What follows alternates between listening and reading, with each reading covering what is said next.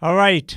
Look, I get it. Let's talk about this. Millions of people are scared. Of course, nobody wants to be infected with, the virus that we're all dealing with today. But today, I want to make this show about putting things in perspective. That's what I think is missing for a lot of people out there, especially when it comes to fear.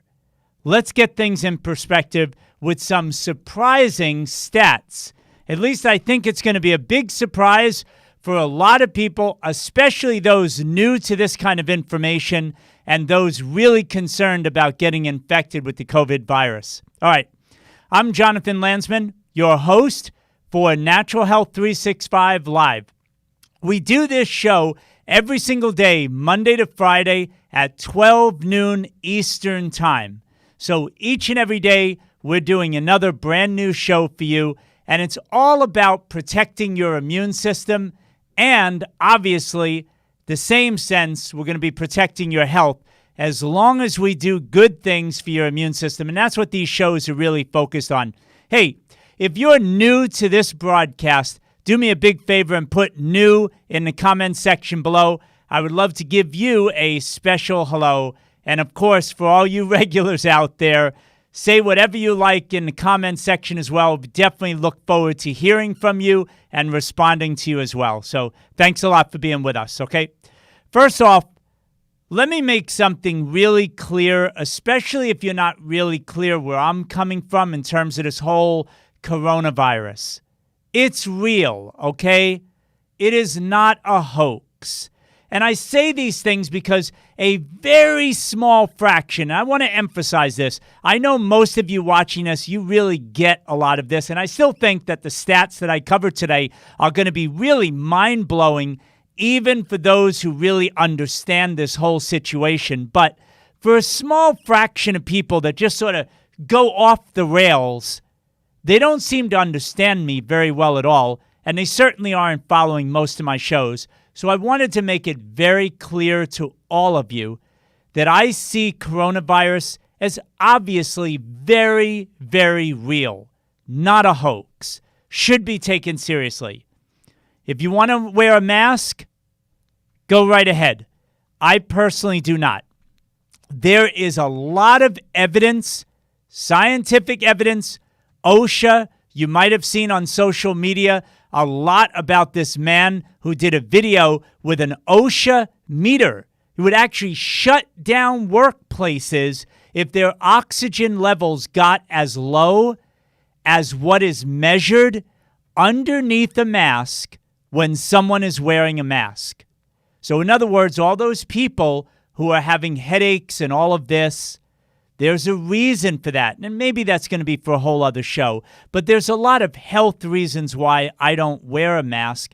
And even on the mask box, just to be very clear, it is clearly telling everyone that buys a mask, this will not protect you against getting the COVID-19 type infection. It's just not going to work. So the mask manufacturers understand this as well. Anyway, again, that's for another day. Today, I want to focus on an amazing article that seems to have, I don't know, the way I would put it is lost traction, and I want to really shine a bright light on it. It was out of Forbes magazine online, and it was really highlighting the work of an analysis by the Foundation for Research on Equal Opportunity. An amazing write-up that actually has been updated, I believe, at least twice now, in the month of June from when the article was originally produced at the end of May of this year, 2020. It talked about the number one source of all COVID deaths. First of all, can you guess what that is? I'll give you a second. Where are a large group of these COVID deaths coming from that everyone is hearing about, right? All these people dying. They're mainly coming, the main source is coming from nursing homes and full-time, long-term assisted living places. Now, I don't know if you've ever been, God forbid you've ever been in one for any reason, for yourself personally, or for somebody that's been in your family or friends that you've had to visit. I hope not. But over my almost 35-year career in health and fitness, I have visited many people on the family side and also as clients taking care of family members who have gone into these facilities. Quite frankly, with all due respect, they are terribly depressing places, horrible places to be. Clearly, nobody wants to end up having to live the rest of their life in one of these facilities for any length of time. So a large block of these people are the ones that are dying of COVID-19.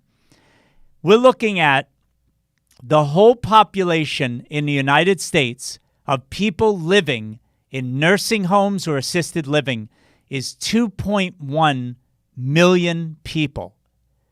Now, that population represents, again, putting everything in perspective for you, it represents a little over 0.6 of the entire population of the United States live in nursing homes and assisted living places. So, of this 2.1 million people, 0.6 of the U.S. population, we have 43% of all the COVID deaths coming from this population. Think about that for a moment. Get your mind around that. We're looking at, from the time that this was last updated in June, sorry, folks, I'm streaming from different sources here, and the phone went off here. We're streaming on Instagram as well, so great to have you on Instagram. Anyway, let's put this in perspective, what I just told you, right? The 0.6 of the population in the U.S. accounting for, within that group, 43% of the COVID deaths. That's 47,670 deaths out of the 110+ thousand from the last time they updated this article in June.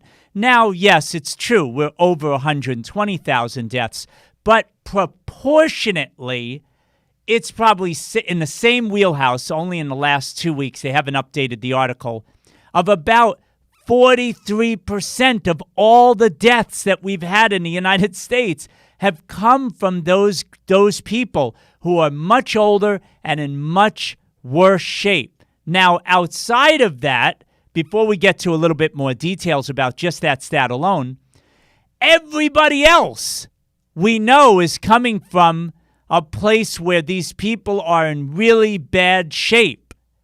So it's not like all the others are perfectly healthy people and all of a sudden they get diagnosed with COVID-19, boom, and then they die. That is not happening, folks, at all. Okay, so where's the vast majority of these deaths? When you look at the entire map, which this analysis did throughout the whole U.S., a large portion of it is in the upper northeast section of the United States. Why would that be? Why would there be so much happening there, like in New York State?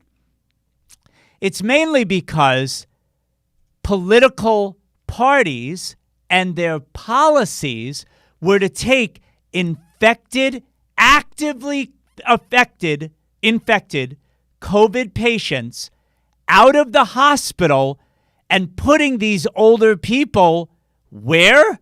In nursing homes. So they took these actively sick older people that were really dying, pushed them out of the hospital and put them in nursing homes. That's why you see those numbers so high. It's a crazy policy, if you ask me. How is that going to help anyone, especially those in nursing homes that were okay, not infected, and then, of course, you're putting all these infected people in there, and now those people that are not infected have a much higher risk of getting infected. So it's a crazy policy that makes the numbers so high for this very small part of the population in the United States. Okay, So what about worldwide, Jonathan? You know, I'm outside the U.S. listening to you right now. What about us? Well, in this article, they featured the International Long-Term Care Policy Network that basically looked at deaths inside Austria, Australia, Belgium, Canada, Denmark, France, Germany, Hong Kong, Hungary, Ireland, Israel, Norway, Portugal, Singapore, South Korea, Spain, Sweden, and the UK. So they looked at a lot of countries, and they found that over 40% of the deaths came from those that were in nursing homes. This is the population at a massive risk for this. No other population comes close but the frail, elderly people left, for the most part, so alone in these facilities, not to mention, should I go off like on a whole other show, eating lots of sugar, desserts all the time, whatever they want, artificial sweeteners, horrible food quality, taking lots of medications. I think you get my drift. I don't need to go on and on. The condition of these people is so poor to begin with. And then on top of that, a novel virus gets introduced into them, whether they catch it on their own or now all these infected people that are flooding into the nursing homes from hospitals. That is a really bad combination, to say the least. What about younger people? Come on. Young people might be watching us right now. Maybe you're concerned about a young person. People under 35, get this, represent 0.8 of the deaths. Not even 1% of all the deaths that are out there. According to the CDC, the U.S. Centers for Disease Control and Prevention, over 65-year-olds are 26 times more at risk for dying than anyone from 25 to 54. Why am I bringing all this up? I'll finish up one other point with you, and then I'll explain to you why I felt like it was so important to do this show and to put things in perspective. I think you might already be with me on this, but if not, I won't leave you hanging. In a few minutes, we'll go into it. What else increases your risk? When you're infected with coronavirus, you have this COVID-19 positive diagnosis. What really puts your life at risk? Is it just the virus? Not at all. As I said to you before, in New York State, I did an entire show that dedicated looking at this is the worst state in the United States. It is what is being touted as holy cow. If you live in another state, you never want to end up like the way New York is going. Look at how bad they are over there. No perspective. Everything out of context. And this is what I'm harping on now towards the end of this show.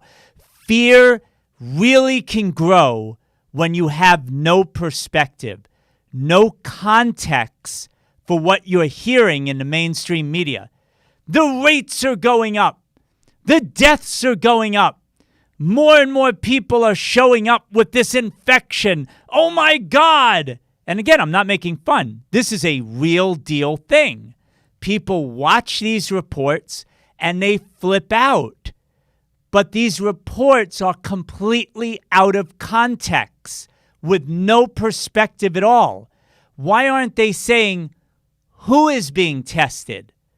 How many people is it going up? What are their ages? Are they sick? Do they feel terrible? For example, I have not been tested, okay, for the coronavirus, but I feel great.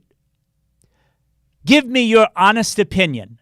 Looking at me like you do every day, should I be afraid and should I run right now to get tested? I think most of you would probably say, no, you're okay. And I personally don't feel that way at all. But even if I did, what if there were 500,000 people just like you know me right now in front of you, in front of this camera, feeling and looking the way I do, infected. 500,000 more people tomorrow are infected with COVID-19. Oh no!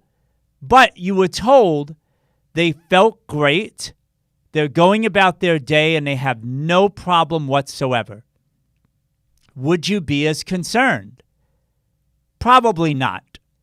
And none of this is being discussed. All we're hearing in the mainstream media is the cases are going up. The cases are going up. They're testing more people.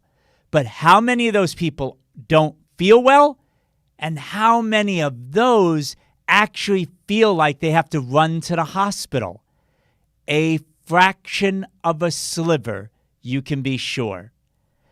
Those at the highest risk, if they were infected with this virus or any other bacterial or viral infection, I've said this many times before, but it's worth repeating today, are those with comorbidities.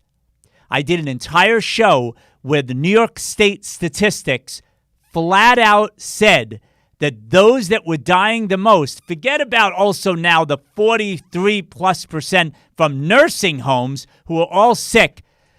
Everybody who's died, the vast majority of them, like way over 90% of them, are with comorbidities, obesity, diabetes, hypertension, which means they're also taking medications as well as having massive problems with their blood sugar and blood pressure.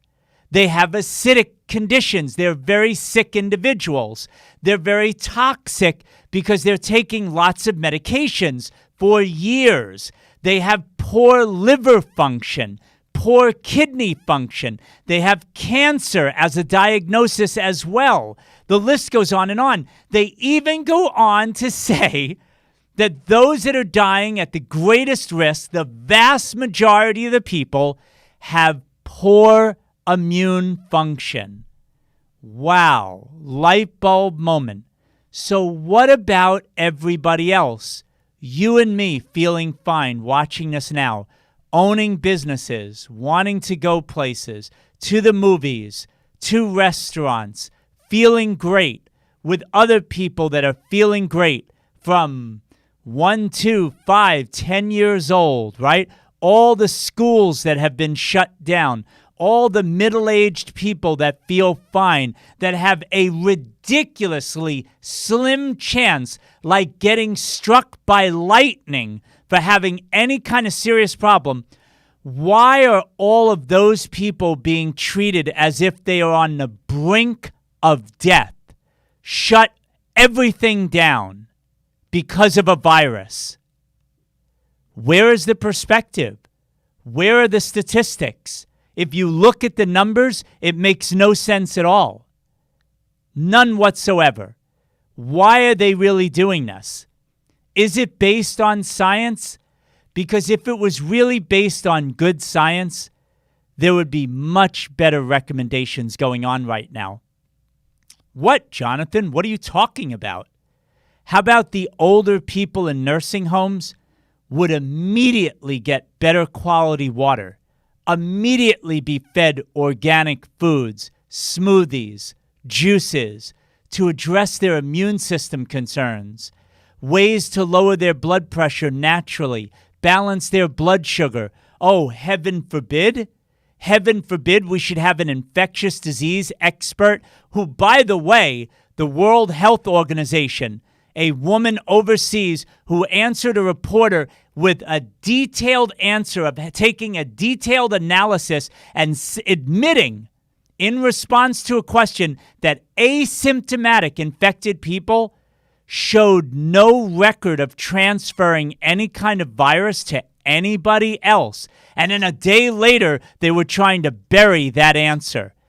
Yet she answered that reporter based on very detailed contact tracing. She knew exactly what she was saying. There was no risk of transmission of the virus from people who feel great like me, who might be infected, or they knew were infected, and they weren't transferring that virus to anyone else. So why are all the schools then being shut down? Why are all the businesses with these hardworking people that have to make a living and they feel totally fine? Why are they all being told by all these state politicians, shut down? Don't be open. Folks, it is not based on the science. It's not soundly based on the real numbers that are being reported about who is really getting sick. And you know what makes it worse? What I was saying a moment ago. Based on these numbers, we aren't making the most urgent moves required, necessary, to help those older people. And then you know what? They should be like the canary in the coal mine. They should be the warning for all of us that those that are overweight and younger, those that have hypertension and are younger, those that are diabetic and are younger, we need to institute national policies to take better care of everybody to lower the risk of death from any bacterial or viral infection when you get older, because right now we're going to start instituting programs that say to people, you know what? We're going to subsidize government programs to make it cheaper to get organic food. It'll be more expensive to buy junk food. We're going to disincentivize people to buy garbage, to smoke cigarettes, to drink alcohol. I know, don't shoot the messenger. All of these things. And we're going to encourage people to develop systems and technologies and programs that bring cleaner water to people's homes, better quality food, and high quality supplements at a much lower price. The entire country should be moving in that direction if government health officials and politicians and all these activist groups, if they really cared about saving lives, this should be our number one national program. Let me know what you think in the comment section below. What do you think we should be focused on? In fact, my question of the day as I finish up then, it's about all I have to say about this topic. I think I've made it very clear what we should be focusing on more, that we're not. What are you doing to keep your immune system strong? Talk to me about it. Share it with other people. Encourage your family and friends to do this, because ultimately, this is our best defense against bacterial and viral infections. And speaking to all those politicians again, and all those activist groups, and all those government health agencies that pretend to care about public safety, give me a break. It is time for you to focus your attention on what we know full well, everybody else knows full well we have to do. Better quality food and supplements and lifestyle habits to improve people's immune systems so that we aren't at great risk of death from bacterial and viral infections. It is that simple, folks. Less obesity, less diabetes, less hypertension, less toxins in our environment. All of these things are great for all of us, no matter where you come from. So that's it. I hope you enjoyed this program today. I hope this made some sense to you. I hope it brought some perspective to this whole situation. Ultimately, it's going to be up to you to make up your own mind about what actions you should take to protect yourself and your family and your friends. Share this show. Please do me a favor. If you want to get this message out to more people, that's ultimately the key. We have to share, share, share. And just as a reminder, the Natural Health 365 live broadcast is every single day, Monday to Friday at 12 noon Eastern Time. Each day, we create a new show like this designed to help you to improve your immune system and to protect your health. That's it for today. Thanks a lot for being with us, and I look forward to talking to you again soon. Take care, everybody.